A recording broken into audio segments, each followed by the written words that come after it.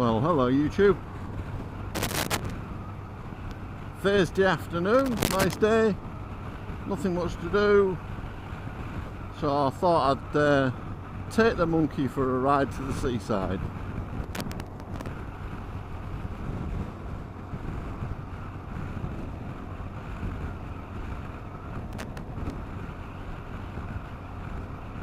And had a lucky escape, as it were. I don't know what I did, but I got on this ready to push it outside, and somehow or other lost my footing, and over we went in the garage, right next to the 500. But luckily I managed to catch it, and I got my balance back. The bike hadn't gone completely down, thankfully, and yeah, I managed to catch it. So got me bearings with what was going on, and you know, nothing was damaged or anything like that, and got it upright. So my lucky day that I was on this and not the 500, because I think the 500 would have gone crashing to the ground, well, onto its crash bars at the very least. But if you're going to drop a bike anywhere, drop it in my garage, because it's all carpeted. I don't know what I did. I think I lost my balance, I think. But it just proved to me how handy it is having a 104 kilo bike rather than a 238 kilo bike. Christ, if that had been the NT, dear God, I don't think what might have happened.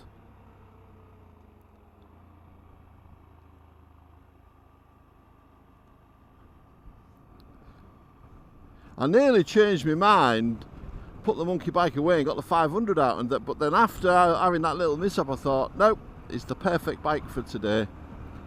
So let's go for a ride on it.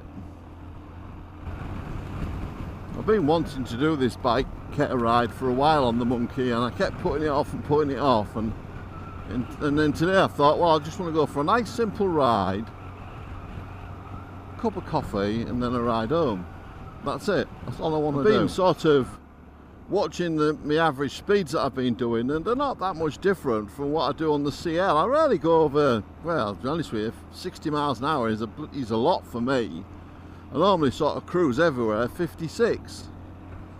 It's just, you know, pleasant taking the scenery. And the little bike's keeping up with the traffic, no problem at all. No, absolutely no problem at all. I think I vastly underestimate this little bike's abilities, and when you see with the likes of Helmet Head and Carbon Pit bikes and several other monkey bike owners do with theirs, I don't know what I'm worried about.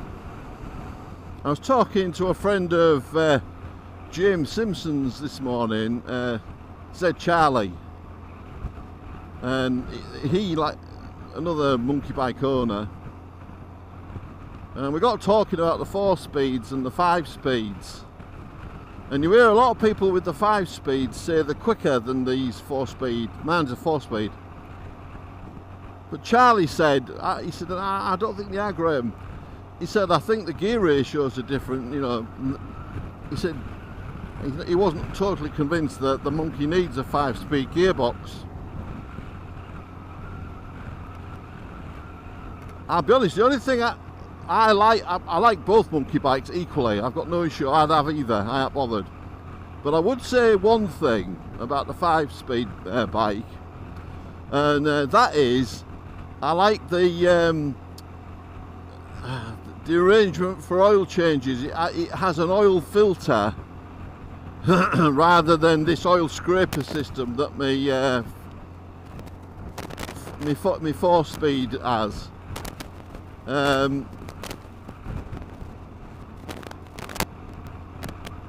And I think there will come a time when I buy a 5-speed, but I won't sell this one. Hey up, back's come undone.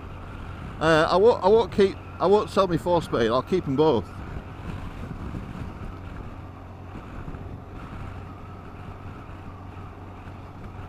I keep meaning to go and have a test drive of a 5-speed monkey bike, but I never seem to get myself organised and get round to doing it. But I would be very interested to see if there is any real difference. I suspect there's no difference at all. And then the other thing that Charlie sent me was it was a link to an Australian monkey bike channel. I can't remember what it was called. But on it, I think it was a bit tongue-in-cheek. I don't actually think he was being serious. Well, pretty sure he wasn't. He put 100-mile-an-hour monkey bike. Now, I'll tell you something for nothing. The monkey bike at 62 miles an hour is horrible. So there's no way in God's green earth I would ever want to ride a monkey bike at 100 miles an hour. Unless it was in a completely straight line on proper road tyres, and even then I'm not sure I'd want to do it. Because of the short nature of the bike, they're very, very quick turning, and I think you could very easily come a cropper, especially with my ability. I think you'd have to have, you know, a decent amount of ability. Maybe like Richard, I'm pretty sure he could manage it, but I certainly wouldn't want to try. I wouldn't want to go up to 70 on this. We're doing 50 miles an hour now, and it's nice, but it's enough. But so far, she seems to be taking these hills in her stride. I'll be interested when we come back to see how she goes on with going up Staxton Hill.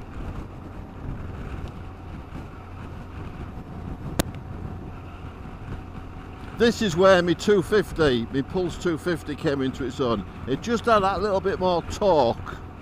It won't go anywhere. This will do 62 and the 250 will do 68. There's now in it. And by the time you take in the fact that the Pulse had a wildly inaccurate speedometer, I don't think there was that much in it. 3 miles an hour maybe. But definitely the 18 horsepower engine, yeah, on hills it was handy. I'm going to leave the camera running for now, because this is right in the middle of the Wolds, and there's some pretty serious hills, and it'd just be nice to see how she copes. Certainly downhill she's nice, very nice. Up to 60 miles an hour she's a really nicely well behaved little bike.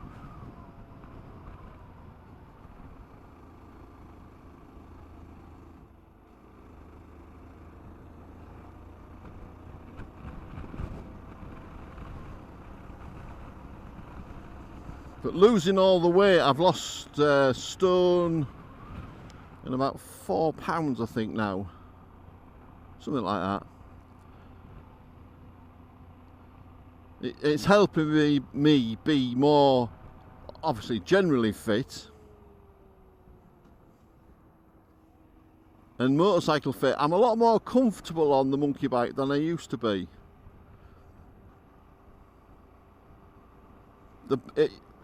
When I was over 20 stone, this bike eventually could make me ache. But these days, I'm good. I've got me little fancy saddle on. I can never remember the name of it, but it helps as well. And I've got a spare that came off the NT. I don't use it on the CL because she's got a nice saddle. I find the monkey bike saddle just a little bit on the soft side for me. So this, you know, it's like a net thing that goes over my seat. It just takes some of the spongy bounciness out of it. And the biggest improvement has been the shocks. This is a 1 in 3. This certainly makes wagons puff.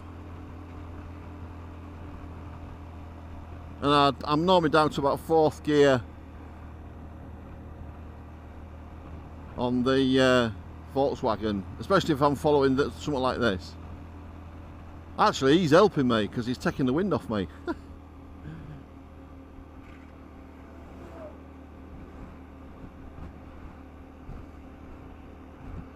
I so nearly changed my mind and got the CL out, but I'm really pleased I didn't now. I just noticed when I dropped the bike, I think I've moved the windscreen, so I'm going to have to fettle with that later on. But this windscreen helps with my clock. I can see the clock a lot more clearly with this dark screen on. The other thing that's a bit of a revelation is I've got my RI crash helmet on, and it works brilliantly on this bike. It is dead quiet. No wind noise, I've got no earplugs in, dead quiet. I'm very impressed with it. It's the first time I've ever said anything positive about this 204X, but on this bike, with this screen, I can hear bird noises. That's how quiet it is. Right, just coming up to the top of Staxton Hill. This is a 1 in 6 descent.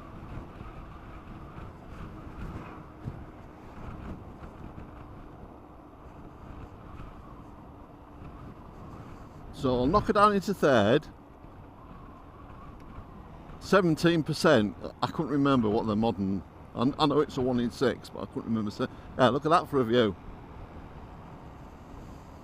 The truckers just go down here in low gear. Yeah, flipping mirrors coming down. I thought it had.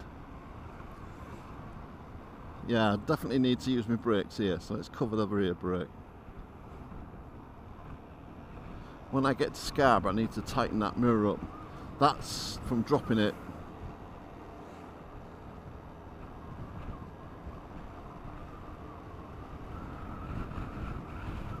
Now I've needed to use the brakes a little bit down there, but not hugely.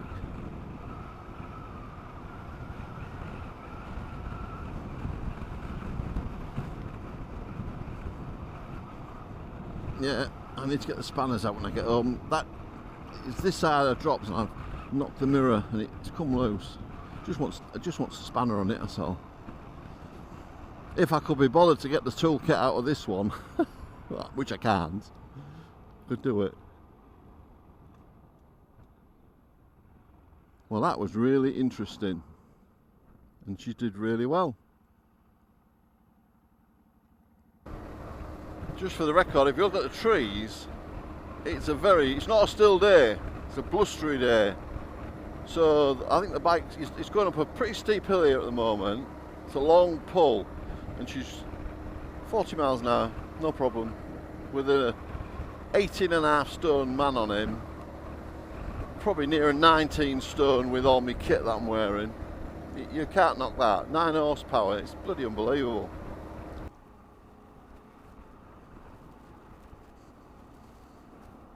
Just riding through the north side of Scarborough at the moment, making my way to North Bay, and then we'll ride around the seafront and go and see if Cafe Columbus is open and have a really nice cup of coffee there.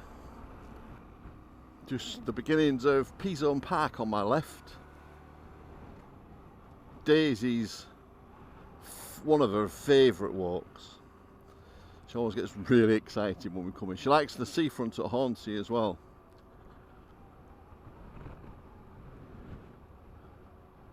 But this is the first chance I've had to get out on my own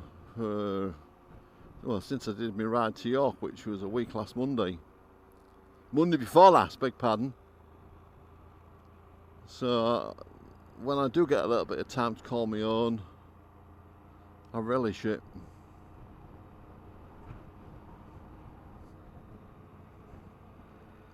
I'm just getting ever so slightly uncomfy.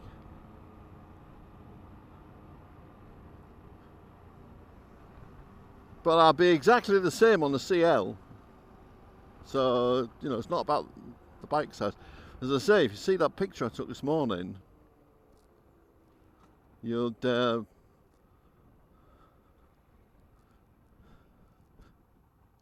there's the park.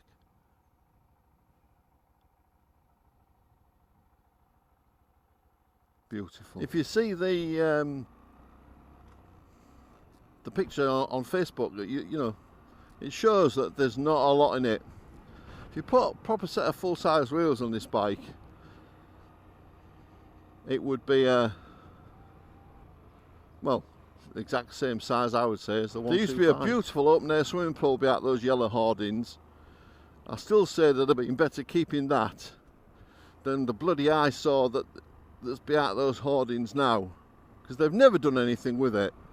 They couldn't close the outdoor pool fast enough, and I don't think there was a great deal wrong with it. Certainly that a bloody good, you know, refurbishment wouldn't have cured. And it was ever so popular. And there we are. The Monkey comes to North Bay at Scarborough. And I'm definitely going to stop and take some photographs of her. Bugger it. Bump, bump. That'll do. We'll stop here for a minute. He's a Ducati. Gorgeous.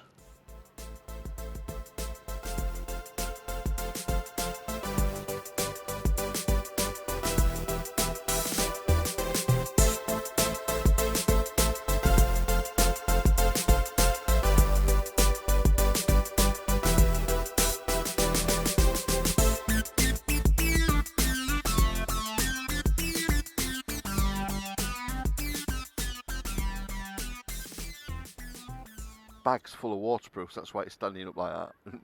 You won't believe what I've got in the back of here. The big waterproof jacket. Yeah. Nice.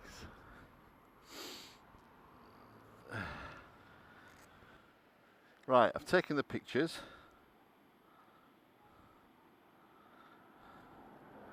Now let's carry on round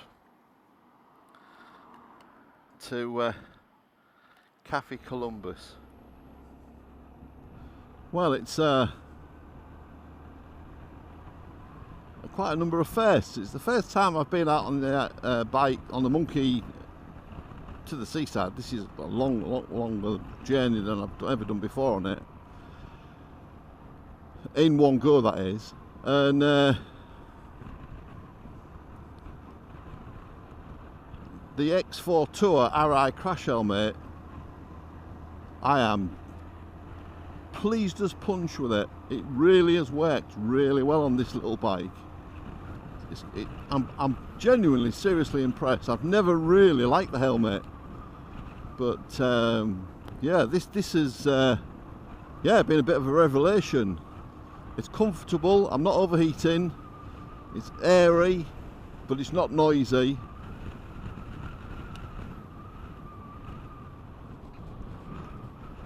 One of those 400 Kawasaki adventure bikes. Didn't have a very long production run and was criticised for being an uncomfortable saddle, if I remember the reviews. I had a sit on one in J&S in Doncaster, and I have to say I really liked it. But just sitting on it don't tell you a great deal. Right, now this is a really, really nasty, horrible piece of road, and the little Monkey's taking it in its stride. I can feel I'm going over bumps, but cushioning is wonderful. Suspension's working brilliantly. This is a real test for any bike suspension. Poor old Tetley, he used to rattle it to death. Bloody top box rattling, suspension rattling, bloody exhaust system rattling. Ah, God. Couldn't hear yourself thinking. Ah, well done, Woody lad. Well done.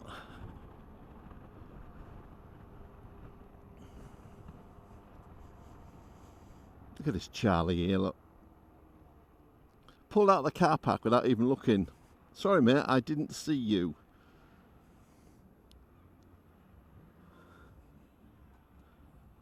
Tell you what, let's turn that off for confusing myself. Oh, harbour, car park, or in this case, motorcycle park. Is there one beyond that? Room for a small one there? Yeah, look at that, made to measure. There's one of those pan-European engined cruisers down here. I can't remember Is it CTX? I think. Yeah, I think it's CTX. Yeah, look at this, look. A pan-European engine. A total flop. I really like them. I don't mind admitting it, I like them. But they were a complete sales flop. But I wouldn't say no. What would put me off is the weight of it. It's too big, too heavy. Oh, and then look what's next to it. Is it Silver Fox?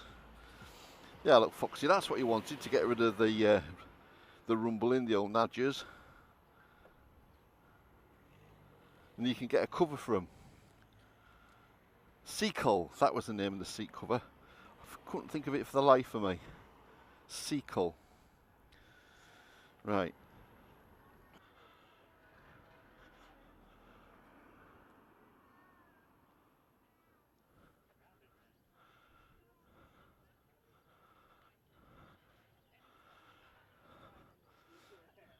Anyway, I do hope you've enjoyed this outing with me and Woody to Scarborough, and I'll speak to you all again real soon. Bye for now. Bye bye.